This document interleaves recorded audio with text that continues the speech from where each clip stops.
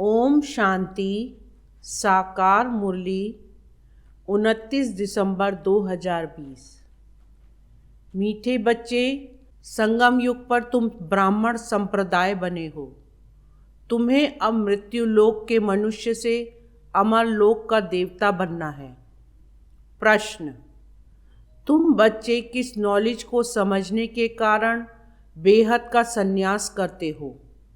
उत्तर: तुम्हें ड्रामा की यथार्थ नॉलेज है। तुम जानते हो ड्रामा अनुसार अब इस सारे मृत्यु लोक को भस्मीभूत होना है। अभी यह दुनिया बर्थ नॉट अ पेनी बन गई है। हमें बर्थ पाउंड बनना है। इसमें जो कुछ होता है वह फिर हूबहू कल्प के बाद रिपीट होगा। इसलिए तुमने इस सारी दुनिया से बेहद का संन्यास किया है। गीत: आने वाले कल की तुम तस्वीर हो। ओम शांति। बच्चों ने गीत की लाइन सुनी। आने वाला है अमरलोक, यह है मृत्युलोक। अमरलोक और मृत्युलोक का यह है पुरुषोत्तम संगम युग। अब बाप पढ़ाते हैं संगम पर, आत्माओं को पढ़ाते हैं। इसलिए बच्चों को कहते हैं आत्म अभिमानी हो बैठो। यह निश्चय करना है। हमको बेहद का बाप पढ़ाते हैं। हमारी एम ऑब्जेक्ट यह है, लक्ष्मी नारायण या मृत्यु लोक के मनुष्य से अमर लोक का देवता बनना। ऐसी पढ़ाई तो कभी कानों से नहीं सुनी, ना किसको कहते हुए देखा जो कहे बच्चों तुम आत्म अभिमानी हो बैठो। यह निश्चय करो कि बेहद का बाप हमको पढ़ाते हैं। कौन सा बाप? बेहद का बाप निराकार शिव। अभी तुम समझते हो हम पुरुषोत्तम संगम युग पर हैं। अभी तुम ब्राह्मण संप्रदाय बने हो, फिर तुमको देवता बनना है। पहले शूद्र संप्रदाय के थे। बाप आकर पत्थर बुद्धि से पारस बुद्धि बनाते हैं। पहले सतो प्रधान पारस बुद्धि थे, अब फिर बनते हैं। ऐसे नहीं कहना चाहिए कि सतयुग के मालिक थे। सतयुग में विश्व के मालिक थे। फिर 84 जन्म ले, सीढ़ी उतरते उतरते सतो प्रधान से सतो रजो तमो में आए हैं।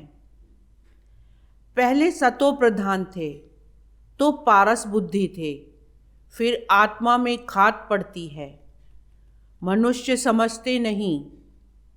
बाप कहते हैं तुम कुछ नहीं जानते थे। ब्लाइंड फेथ था। सिवाय जानने के किसकी पूजा करना व याद करना, उसको ब्लाइंड फेथ कहा जाता है।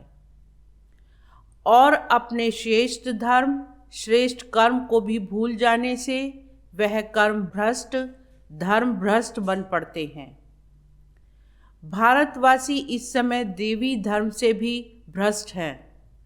बाप समझाते हैं वास्तव में तुम हो प्रवृत्ति मार्ग वाले। वही देवताएं जब अपवित्र बनते हैं तब देवी देवता कह नहीं सकते। इसलिए नाम बदल हिंदू धर्म रख दिया है। यह भी होता है ड्रामा प्लान अनुसार। सभी एक बाप को ही पुकारते हैं, हे पतित पावन आओ। वह एक ही गॉड फादर है जो जन्म मरण रहित है। ऐसे नहीं कि नाम रूप से न्यारी कोई चीज है। आत्मा का व परमात्मा का रूप बहुत सूक्ष्म है, जिसको स्टार व बिंदु कहते हैं। शिव की पूजा करते हैं। शरीर तो है नहीं। अब आत्मा बिंदी की पूजा हो न सके, इसलिए उनको बड़ा बनाते हैं पूजा के लिए। समझते हैं शिव की पूजा करते हैं, परंतु उनका रूप क्या है वह नहीं जानते। यह सब बातें बाप इस समय ही आकर समझाते हैं। बाप कहते हैं तुम अपने जन्मों को नहीं जानते हो। 84 लाख योनियों का तो एक गपोड़ा लगा दिया है। अब बाप तुम बच्चों को बैठ समझाते हैं। अभी तुम ब्राह्मण बने हो, फिर देवता बनना है। कलयुगी मनुष्य हैं शूद्र। तुम ब्राह्मणों की एम ऑब्जेक्ट है मनुष्य से देवता बनने की। यह मृत्युलोक पतित दुनिया है। नई दुनिया वह थी जहाँ यह देवी देवताएं राज्य करते थे। एक ही इनका राज्य था। यह सारे विश्व के मालिक थे। अभी तो तमो प्रधान दुनिया है, अनेक धर्म हैं। यह देवी देवता धर्म प्रायः लोप हो गया है। देवी देवताओं का राज्य कब था, कितना समय चला, यह वर्ल्ड की हिस्ट्री ज्योग्राफी कोई नहीं जानते। बाप ही आकर तुमको समझाते हैं। यह है गॉडफादरली वर्ल्ड यूनिवर्सिटी, जिसकी एम ऑब्जेक्ट है अमर लोक का देवता बनाना। इनको अमर कथा भी कहा जाता है। तुम इस नॉलेज से देवता बन काल पर जीत पाते हो। वहाँ कभी काल खा नहीं सकता। मरने का वहाँ नाम नहीं। अभी तुम काल पर जीत पहन रहे हो, ड्रामा के प्लान अनुसार। भारतवासी भी 5 वर्ष या 10 वर्ष का प्लान बनाते हैं ना। समझते हैं हम राम राज्य स्थापन कर रहे हैं। बेहद के बाप का भी प्लान है राम राज्य बनाने का। वह तो सब है मनुष्य। मनुष्य तो राम राज्य स्थापन कर न सके। राम राज्य कहा ही जाता है सतयुग को।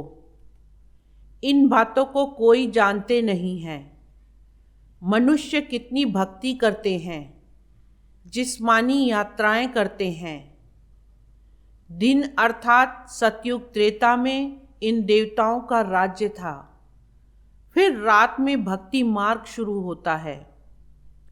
सतयुग में भक्ति नहीं होती है। ज्ञान, भक्ति, वैराग्य यह बाप समझाते हैं। वैराग्य 2 प्रकार का है। एक है हठयोगी निवृत्ति मार्ग वालों का। वह घर बार छोड़ जंगल में जाते हैं। अब तुमको तो बेहद का संन्यास करना है, सारे मृत्यु लोक का। बाप कहते हैं यह सारी दुनिया भस्मीभूत होने वाली है। ड्रामा को बहुत अच्छी रीति समझना है। जू मिसल टिक टिक होती रहती है। जो कुछ होता है फिर कल 5000 वर्ष बाद हूबहू रिपीट होगा। इसको बहुत अच्छी रीति समझकर बेहद का संन्यास करना है। समझो कोई विलायत जाते हैं, कहेंगे वहाँ हम यह नॉलेज पढ़ सकते हैं। बाप कहते हैं हाँ, कहाँ भी बैठ तुम पढ़ सकते हो। इसमें पहले 7 रोज का कोर्स लेना पड़ता है। बहुत सहज है। आत्मा को सिर्फ यह समझना होता है हम सतोप्रधान विश्व के मालिक थे। तब सतोप्रधान थे, अब तमो प्रधान बन गए हैं। 84 जन्मों में बिल्कुल ही बर्थ नॉट अ पेनी बन पड़े हैं। अब फिर हम पाउंड कैसे बने। अब कलयुग है, फिर जरूर सतयुग होना है। बाप कितना सिंपल समझाते हैं। 7 दिन का कोर्स समझना है। कैसे हम सतो प्रधान से तमो प्रधान बने हैं। काम चिता पर बैठ तमो प्रधान बने हैं। अब फिर ज्ञान चिता पर बैठ सतो प्रधान बनना है। वर्ड की हिस्ट्री ज्योग्राफी रिपीट होती है। चक्र फिरता रहता है ना। अभी है संगम युग, फिर सतयुग होगा।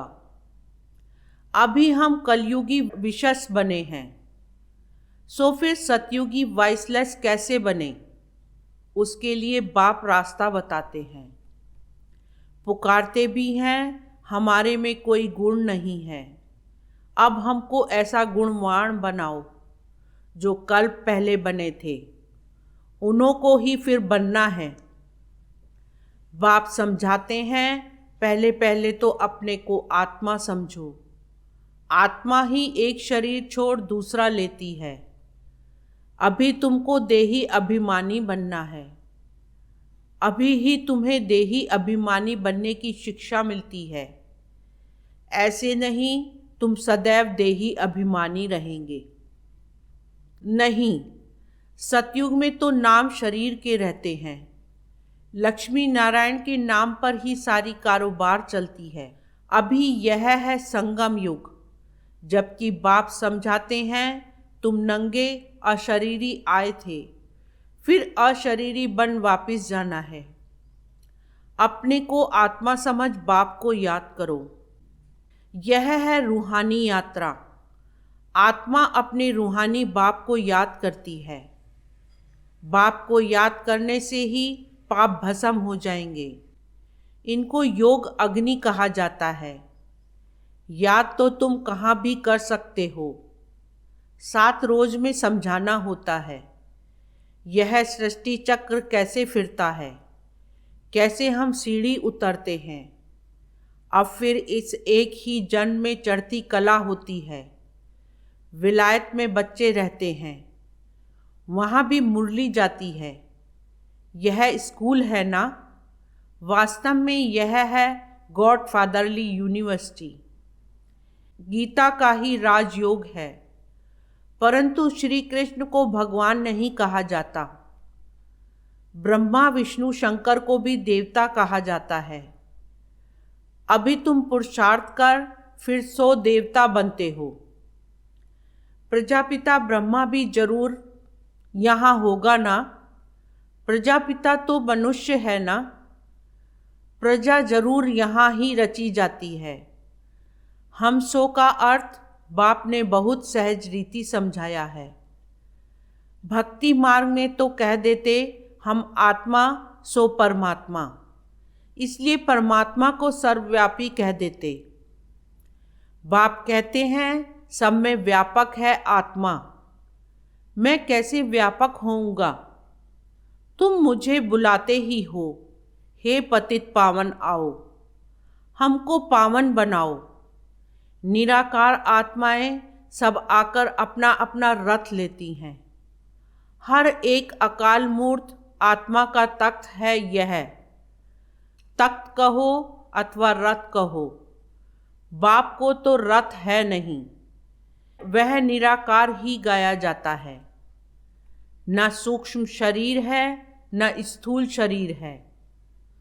निराकार खुद रथ में जब बैठें तब बोल सके। रथ बिगर पतितों को पावन कैसे बनाएंगे? बाप कहते हैं मैं निराकार आकर इनका लोन लेता हूँ। टेम्परेरी लोन लिया है। इनको भाग्यशाली रथ कहा जाता है। बाप ही सृष्टि के आदि मध्य अंत का राज बताएं, तुम बच्चों को त्रिकालदर्शी बनाते हैं। और कोई मनुष्य यह नॉलेज जान नहीं सकते। इस समय सब नास्तिक हैं। बाप आकर आस्तिक बनाते हैं। रचयिता रचना का राज बाप ने तुमको बताया है। अब तुम्हारे सिवाय और कोई समझा ना सके। तुम ही इस ज्ञान से फिर यह इतना ऊंच पद पाते हो। यह ज्ञान सिर्फ अभी ही तुम ब्राह्मणों को मिलता है। बाप संगम पर ही आकर यह ज्ञान देते हैं। सद्गति देने वाला एक बाप ही है। मनुष्य मनुष्य को सद्गति दे ना सके। वह सब गुरु हैं भक्ति मार्ग के। सद्गुरु एक ही है, उनको कहा जाता है वह सद्गुरु। वह इनको पाठशाला भी कहा जाता है। एम ऑब्जेक्ट नर से नारायण बनने की है। वह सब है भक्ति मार्ग की कथाएं। गीता से भी कोई प्राप्ति नहीं होती। बाप कहते हैं मैं तुम बच्चों को सम्मुख आकर पढ़ाता हूँ, जिससे तुम यह पद पाते हो। इसमें मुख्य है पवित्र बनने की बात। बाप की याद में रहना है। इसी में ही माया विघन डालती है। तुम बाप को याद करते हो अपना वर्षा पाने के लिए। यह नॉलेज सब बच्चों के पास जाती है। कभी भी मुरली मिस ना हो। मुरली मिस हुई गोया अपसेंट पड़ जाती है। मुरली से कहाँ भी बैठे रिफ्रेश होते रहेंगे। श्रीमत पर चलना पड़े। बाहर में जाते हैं तो बाप समझाते हैं पवित्र जरूर बनना है, वैष्णव होकर रहना है। वैष्णव भी दो प्रकार के होते हैं। वैष्णव वल्लभाचारी भी होते हैं, परंतु विकार में जाते हैं। पवित्र तो है नहीं। तुम पवित्र बन विष्णुवंशी बनते हो। वहाँ तुम वैष्णव रहेंगे, विकार में नहीं जाएंगे। वह है अमर लोक, यह है मृत्यु लोक। यहाँ विकार में जाते हैं। अभी तुम विष्णुपुरी में जाते हो। वहाँ विकार होता नहीं। वह है वॉइसलेस वर्ड। योग बल से तुम विश्व की बादशाही लेते हो। वह दोनों आपस में लड़ते हैं। माखन बीच में तुमको मिलता है। तुम अपनी राजधानी स्थापन कर रहे हो। सभी को यही पैगाम देना है। छोटे बच्चों का भी हक है। शिव बाबा के बच्चे हैं ना, तो सबका हक है।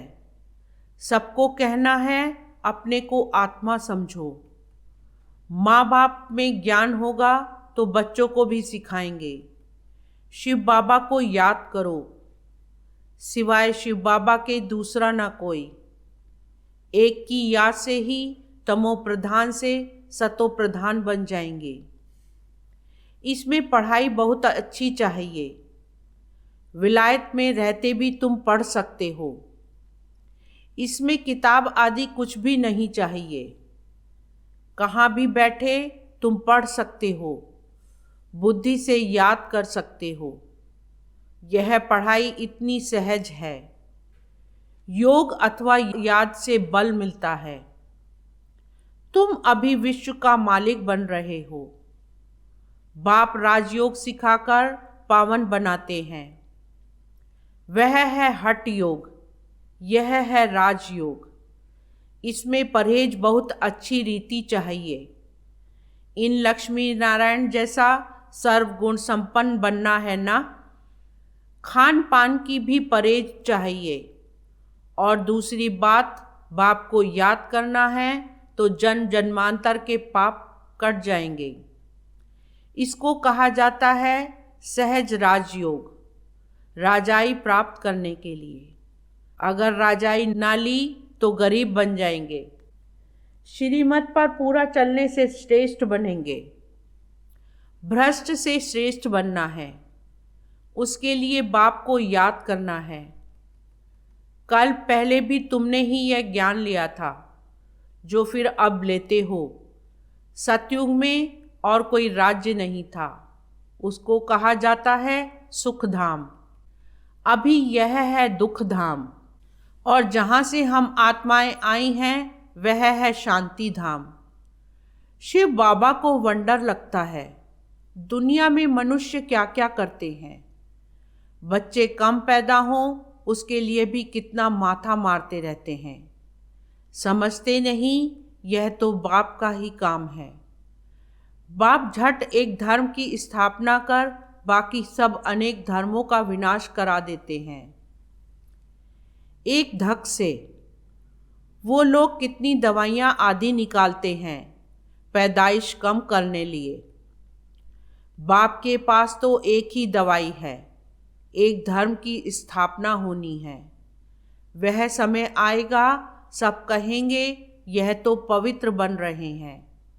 फिर दवाई आदि की भी क्या दरकार है। तुमको बाबा ने ऐसी दवाई दी है मन मना भव की, जिससे तुम 21 जन्मों के लिए पवित्र बन जाते हो। अच्छा, मीठे मीठे सिकीला दे बच्चों प्रति माता पिता बाप दादा का याद प्यार और गुड मॉर्निंग। रूहानी बाप की रूहानी बच्चों को नमस्ते। रूहानी बच्चों की रूहानी बाप को नमस्ते। धारणा के लिए मुख्य सार। फर्स्ट पॉइंट, पवित्र बनकर पक्का वैष्णव बनना है। खान पान की भी पूरी परहेज करनी है। श्रेष्ठ बनने के लिए श्रीमत पर जरूर चलना है। सेकंड पॉइंट, मुरली से स्वयं को रिफ्रेश करना है। कहाँ भी रहते सतो प्रधान बनने का पुरुषार्थ करना है। मुरली एक दिन भी मिस नहीं करनी है। वरदान, जुदाई को सदाकाल के लिए विदाई देने वाले स्नेही स्वरूप भव। सार, जो स्नेही को पसंद है वही स्नेह करने वाले को पसंद हो। यही स्नेह का स्वरूप है। चलना, खाना, पीना, रहना स्नेही के दिल पसंद हो। इसलिए जो भी संकल्प व कर्म करो तो पहले सोचो कि यह स्नेही बाप के दिल पसंद है। ऐसे सच्चे स्नेही बनो तो निरंतर योगी सहज योगी बन जाएंगे। यदि स्नेही स्वरूप को समान स्वरूप में परिवर्तन कर दो तो अमर भव का वरदान मिल जाएगा और जुदाई को सदाकाल के लिए विदाई मिल जाएगी। स्लोगन, स्वभाव इजी और पुरुषार्थ अटेंशन वाला बनाओ। ओम शांति।